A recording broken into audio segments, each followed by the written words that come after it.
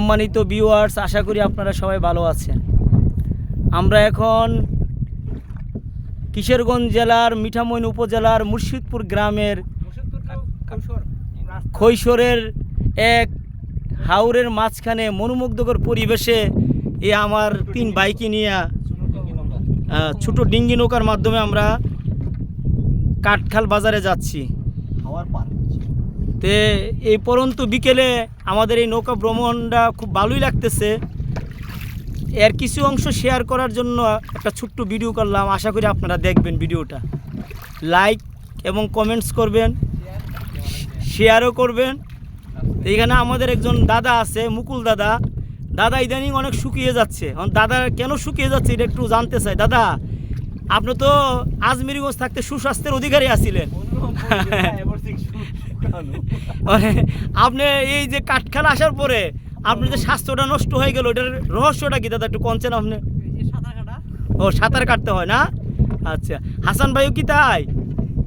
আপনি তো ওই যে একটা থেকে আরেকটা ঢুকে গেছেন, কিন্তু আলাদা করে ভিডিও করবেন না? আচ্ছা, আপনি উত্তর দেন। আমরা দৈনিক এই যে নদীর মধ্যে যাইতে হয়, মাঝে মাঝে নৌকা বাইতে হয়। হাসান ভাই বিয়ে শাদী করছেন তো আসলে মধ্যে বইটা বাইতে হয় আর কি। মনে করেন ভাই সকালে আসলে আবার সন্ধ্যার সময় খাইতে হয়। আর অর্থাৎ হচ্ছে যে আপনি সঠিক টাইমে খাইতে পান না। আচ্ছা, আপনি যে সংস্থায় চাকরি করেন এখানে কি অনেক প্যারা দেয় নাকি? প্যারা ভাই দেয় না, কিন্তু প্যারা সৃষ্টি হয়। আচ্ছা, যাক, ভেরি গুড। প্যারা দেয় না, প্যারা নিজেরাই তো আমরা সৃষ্টি করে লাই নাকি?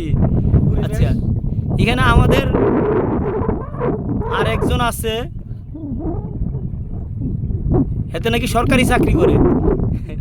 কিরে ভাই, তুই কি চাকরি করস না বাদামিগিরি করস? রাজা সাহেব, আপনার রানীমা কোথায়? আমার রানীমা কষ্টের মধ্যে আছে। সকাল থেকে আপনার রানীমাকে দেখতে পাচ্ছি না। আপনি আপনার রানীমাকে কোথায় রেখেছেন? খবর পেয়েছি ও বিরোধী দলের রাজকুমার আপনার রানীমাকে তুলে নিয়ে গেছে। অসুবিধা নাই, আমরা কি আমাদের উজির নাজির সবাই কি নিয়ে যাব? না, যেতে হবে না। রানীমা একজন চলে গেলে আরেকজন রেডি আছে, যে চলে গেছে তাকে যেতে দেও। আপনারও কি রানীমা লাগে?